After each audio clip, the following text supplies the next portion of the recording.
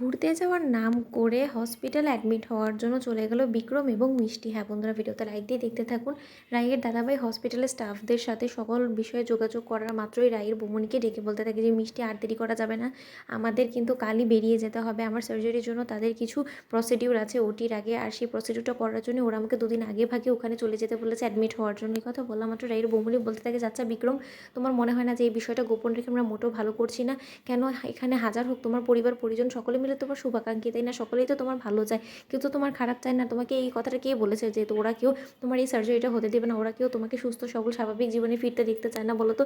আমি তো দেখেছি মা দিন রাত ঠাকুরের কাছে শুধু মন থেকে এতটুকুই প্রার্থনা করে যাতে তুমি যাতে খুব শীঘ্রই স্বাভাবিক জীবনে ফিরে আসো। তখন এই কথা বলা মাত্র বিক্রম বলতে থাকে যে তাহলে আমাকে এতটুকু বলো তো, তুমি মায়ের প্রার্থনাটা দেখেছো? তুমি একবারও দেখেছো মাকে কোনো মতে তার মেয়েকে বলেছে একবারের জন্য, বা তার মেয়ে কোনো মতে আমার জন্য ভেবেছিল যে না, বরঞ্চ দাদাভাইকে অন্য কোনো বড় ডাক্তার বা বড় স্পেশালিস্টের কাছে নিয়ে যায় যেখানে কিনা কিছু হলেও আশার আলো দেখা যাবে? কিন্তু না, সেটা না করে তোমার ননদিনী দিন রাত শুধু নিজের স্বার্থ কথাই ভেবে গিয়েছে, আর সেটাই ও করে গিয়েছে। তাই এখন যখন আমি নিজে থেকে আমার সুস্থতার জন্য উদ্যোগ নিয়েছি, তাই এখন আমি পুরোপুরি সুস্থ না হওয়া পর্যন্ত, নিজের পায়ে না দাঁড়া হওয়া পর্যন্ত মোটেও আমি তাদেরকে কোনো কিছু জানাতে আগ্রহী না মিষ্টি।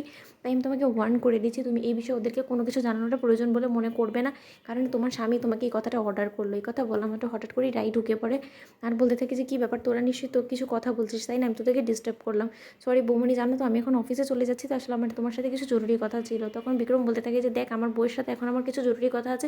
আমি আশা করবো যে স্বামী স্ত্রীর মধ্যে তুই অন্তত ইন্টারাপ্ট করবি না, কারণ তোর তোর স্বামীর সাথে সেই হিসেবে কোনো আলাপ আলোচনা হয় না, তাই এইসব জিনিস তুই বুঝবি না। এই কথা বলা মাত্র মিষ্টি বলতে থাকে বিক্রমকে যে বিক্রম, তুমি এসব কী বলছো বলো তো? তুমি তোমার বোনের সাথে এরকম করে কেন কথা বলছো বলো?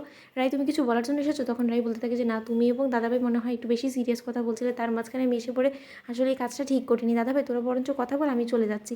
এই কথা বলা মাত্র রাই যখন রুম থেকে বেরিয়ে যায়, ঠিক সেই সময় আড়ি পেতে রাই শুনতে পায় যে ওর বৌমনিকে ওর দাদাভাই বলছে যে আমরা বলবো যে কিছুদিনের জন্য আমরা তোমার মায়ের কাছে থাকতে যাচ্ছি, তোমার খুব মন খারাপ করছে তোমার মায়ের জন্য, আর এটা বলেই আমরা হসপিটালে ডিরেক্ট গিয়ে অ্যাডমিট হয়ে যাব, তারপরে গোটা বিষয়টা তুমি সামলে নিতে পারবে তো মিষ্টি? আর যদি কোনো কিছু না বুঝো, তুমি বরঞ্চ আমাদের ওই স্পেশালিস্টের কাছে গিয়ে বরঞ্চ বুঝে নেওয়ার কথা ভাববে।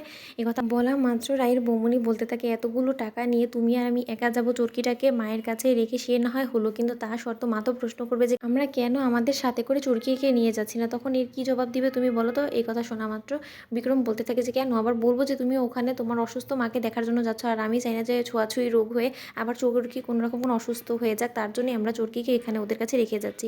এই কথা আড়াল থেকে যখন রাই শুনে ফেলে, ঠিক সেই সময় রাই বলতে থাকে যে দাদাভাই সার্জারির জন্য হসপিটাল অ্যাডমিট হতে চলেছে, আর এই বিষয়ে কোনো রকম কোনো কিছু আমাদেরকে জানানোটাও প্রয়োজন বলে মনে করলো না।